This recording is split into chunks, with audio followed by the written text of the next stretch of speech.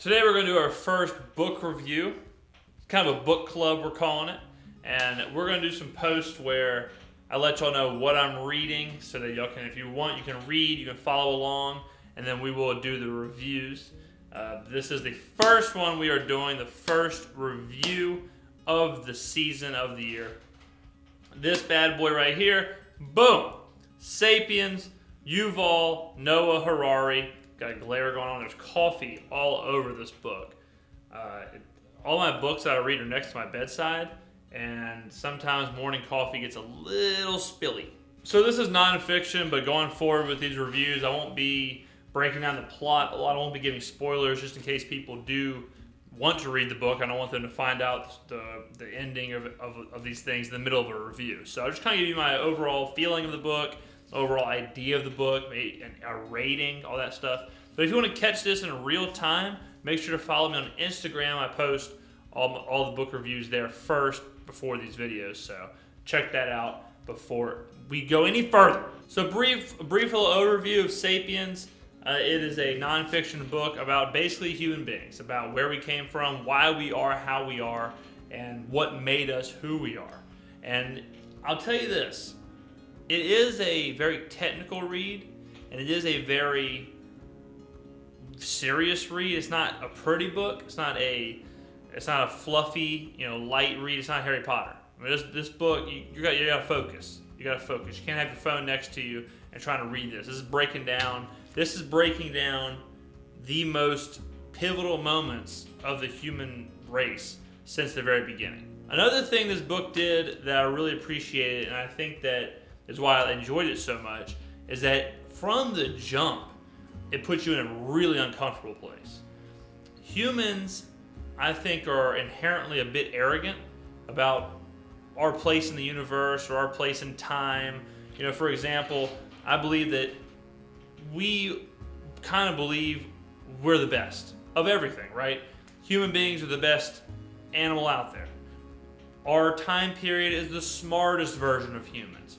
We're the only life force or life in the world or in the universe, probably. There may be aliens, probably not though. It's just us. We're number one. And sometimes that kind of fogs the past. It kind of fogs where we came from. And here, very quickly, you realize maybe we always weren't awesome. Maybe we always weren't the best. Maybe we always weren't very good at anything. And it highlights why we evolved into what we are now and how we became the society that we are now. And interestingly enough, a lot of what made us who we are now, it kind of sucked and kind of wasn't great. I'll give one example real quick. An example they gave earlier to kind of highlight earlier in the book on how they kind of created societies and created cities were that humans used to be hunter-gatherers, and humans used to just run around and they'd pick berries and they'd eat for the day, they'd hunt, and then move on to the next place. And they would just move and move and move and move. Well, then they found wheat and they found grain. And they realized, we don't have to move around. We don't have to run. We don't have to learn all these different berries, and we don't have to hunt. We don't have to do any of that stuff. We can just get this wheat down, build a house next to it, and as long as we take care of the wheat, then we'll be good. Well, what happened was the wheat forced them to not move at all. It forced them to stay in the same place, as wheat takes time to grow.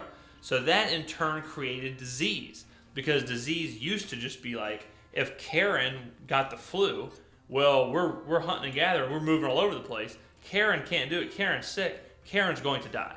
Well, in the new wheat world, Karen laid up in the bed, got her sister sick, and then her sister got her kids sick. And all of a sudden now the damn little town is overrun with the flu.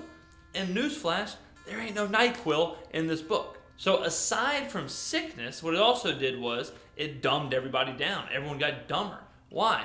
Because they didn't have to continually learn berries and leaves and plants. They didn't have to know every single plant. They didn't have to know every single animal. They didn't have to know the anatomy of the animals. They didn't have to know carpentry or woodworking or masonry or anything to build weapons. All they had to know was how to dig and how to rake and how to manage this wheat.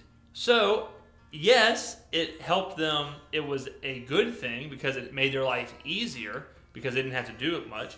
But without them even knowing it, it made them dumber and more susceptible to disease. Also, turns out that their diet can't just consist of wheat and grain. They didn't realize that. They needed the diet of, fruits, vegetables, meat. They needed a well-rounded diet, the diet that we know we need nowadays. They couldn't just survive off of wheat. Also, what it did was, before, whenever they hunted and gathered, once they did it, it was over.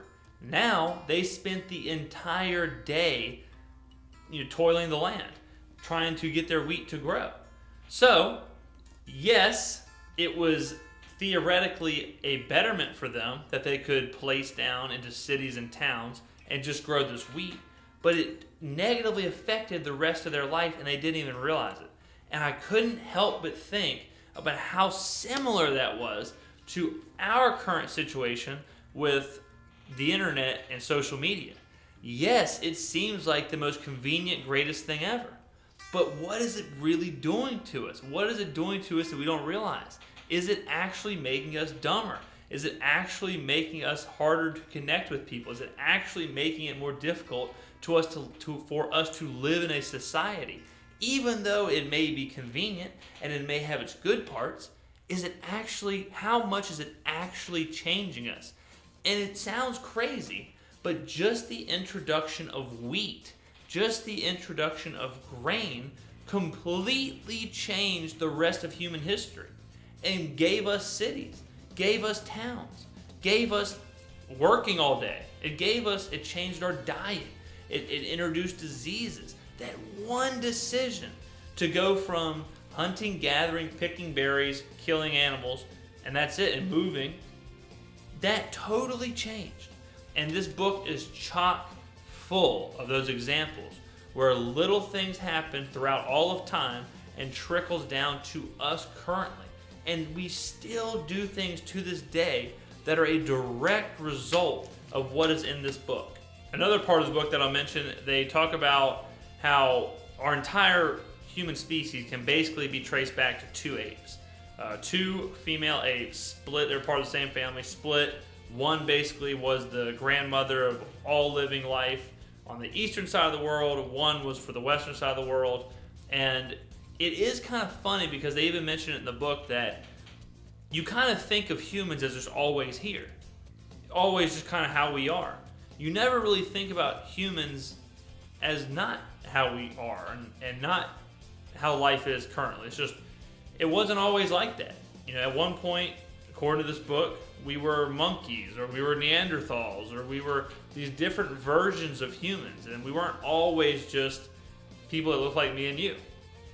We were these underdeveloped or dumb things, or maybe just straight up apes.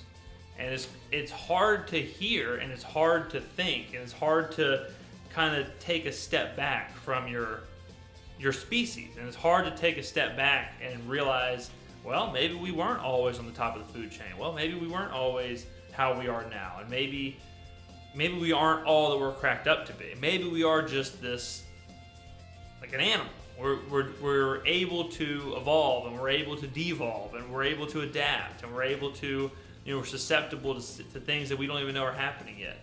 And if you are someone who is relatively closed-minded and you do not want to accept principles that you don't believe, or you won't even entertain principles you won't believe, I would not recommend this book at all. One thing that they do very early is poo-poo the idea of a God or an idea of religion.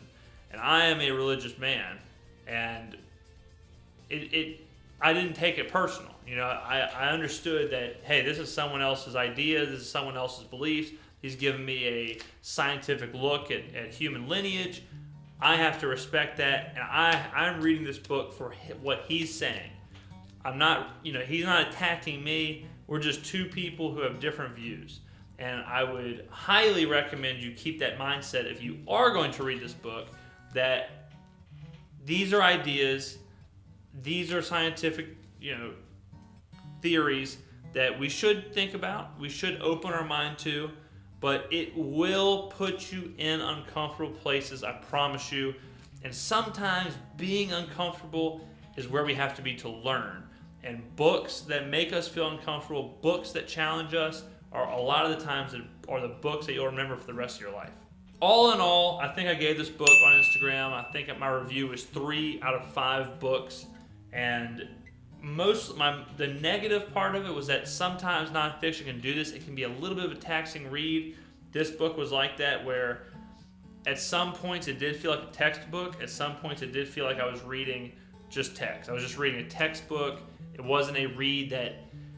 There's some chapters that I couldn't get enough of course, but some chapters were either seemed out of place or seemed like they just weren't following the same flow, and they were just more information, more just factual information. So, and sometimes nonfiction can do that, and that's okay. You know, nonfiction is not a story, it's not a narrative.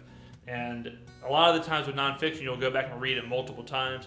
You'll find the chapters that you found interesting, or you'll say, well, I need to reread this chapter because it had a theory that I wanted to expand upon. You know, the whole book, it's not supposed to read like Lord of the Rings. So, but I gave it 3 out of 5 stars. I would highly recommend to anyone interested in our lineage, and which is obvious, and that's what the book's about, but I think it did a great job of asking questions and providing some theories and providing some data on where we began and evolved and how our species came about. So I would definitely recommend that if you are looking for answers and just looking into our past. If you want to see a telescope into the past for humans, go pick up this book. 3 out of 5 books from the boy.